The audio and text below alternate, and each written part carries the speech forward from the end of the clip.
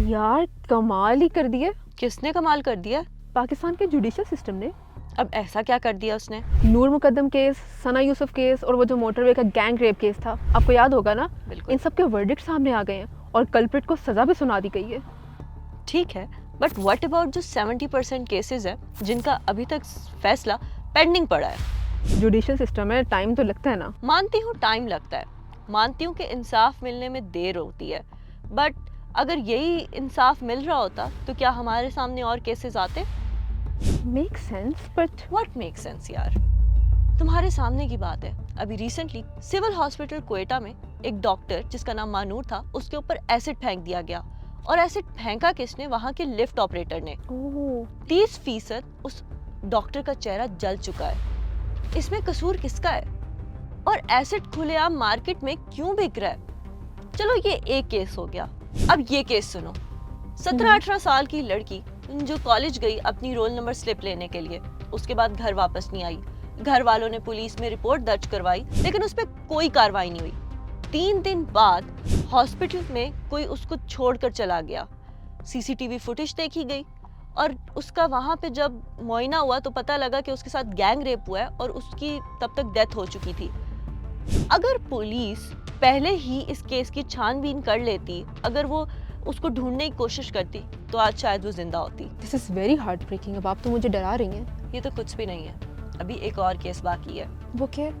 DG Khan में उमायमा नामी लड़की को एक लड़के ने दिन दिहाड़े गोली मार दी सर में। लेकिन क्यों गोली मारी? ऐसा भी क्या किया उसने? उसका कसूर सिर्फ इतना था कि उसने शादी से इनकार किया था। लेकिन ये तो कोई बड़ी बात तो नहीं है कि आप गोली मार दो। सुनने में आया है कि वो उसके साथ चैटिंग करती थी और उस लड़के ने उस लड़की के घर अपना रिश्ता भिजवाया था, जिसपे उस लड़की ने और उसके घर वालों ने ये कह के इनकार कर दिया था कि लड़का अनपढ़ है और वो लड़की नर्स बन रही थी।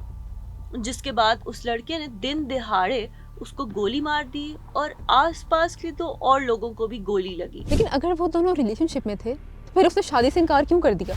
देखो, सोशल मीडिया पे जितनी भी इसके बारे में न्यूज़ थी वो तो मैंने तुम्हें बता दी, लेकिन मजीद इस न्यूज़ के बारे में इसकी डिटेल्स क्या है, डीजी खान में हमारे एक रिसोर्स हैं, आए उनसे जानते हैं। जी बिल्कुल, इंतहाई अफसोसनाक वाक़या ये जो पेश आया है ज़िला डेरा गाजी खान से 25 किलोमीटर के फासले पे अड्डा मियाँ इब्राहिम है। रोज़े मामूल के मुताबिक ये जो नर्स है उमैमा, ये सुबह 8 बजे के करीब डेरा गाजी खान आने के लिए बस स्टैंड पे मौजूद थी। उसी टाइम तनवीर पिताफी, ये जो कि उमैमा का कज़न है, फुफ्फुज़ाद कज़न है, इनके ये जो घर है पिताफी बिरादरी के, ये एक ही घर है लेकिन दरमियान में एक छोटी सी दीवार है। ये इन्होंने बचपन भी साथ गुजारा था, इन्होंने खेला भी साथ था और इनकी जहाँ तक ज़राए के मुताबिक सुनने में आ रहा है कि रिश्ते की बातचीत भी चल रही थी। रिश्ता इस बुनियाद पे नहीं हुआ था कि लड़का जो है वो ऐसे समझे कि कोई गलत एक्टिविटी में इन्वॉल्व था जिसकी वजह से इसके रिश्ता देने के लिए इनकारी थे। और एक हफ्ता पहले लड़के ने जो लड़की का वालिद साहब है अपना फ़रूक पिताफी साहब, उसको कॉल करके कहा था कि आपने अगर मुझे अपनी बेटी का रिश्ता नहीं दिया तो नतीजा अच्छा नहीं होगा। तो जब वो लड़की उमैमा नर्स बस अड्डे पे ठहरी हुई थी तो लड़का ये तनवीर पिताफी गाड़ी लेके आया है कि भाई आप चलो मेरे साथ, हम कहीं पे भाग चलते हैं, आप चलो प्लीज़ मेरे साथ। तो उसने इसरार किया, लड़की ने इनकार किया, तो यहाँ पे उसने लड़की के साथ ज़बरदस्ती करना शुरू कर दी। तो इस इसना में रियाज जरवार नामी बंदा जो राहगीर था वो लड़की को छुड़वाने के लिए आया है।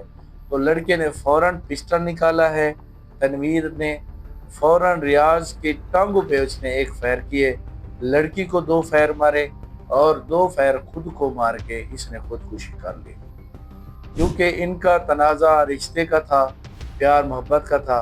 लड़की जो थी वो नर्स थी, पढ़ी लिखी, लड़का जो था वो अनपढ़ था, ऐसे समझे। ख़ानदान एक था, रिश्तेदारी भी एक थी, घर भी एक था। जी अब भी कई सवालों के जवाब आना बाकी हैं। कल की नूर मुकद्दम हो या सना यूसुफ, या आज की उमायमा इशाल या मानूर हो, एक औरत के साथ ज्यादती पूरे माशरे की औरतों के साथ ज्यादती होती है। तो क्या पाकिस्तान में ऐसा कोई भी कानून नहीं है जो औरत को महफूज रख सके?